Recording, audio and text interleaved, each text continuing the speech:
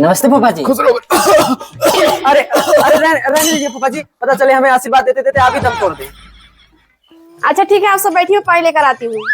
अरे रहने दीजिए दीदी, रात हो गई है, चलिए खाने की तैयारी कर लेते हैं। अच्छा ठीक है, चलो।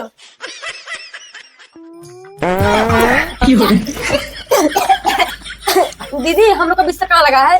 भाभी अब यही कि कमरा तैयार हुआ रहने लायक, ऐसे में सबका लगा है बिस्तर।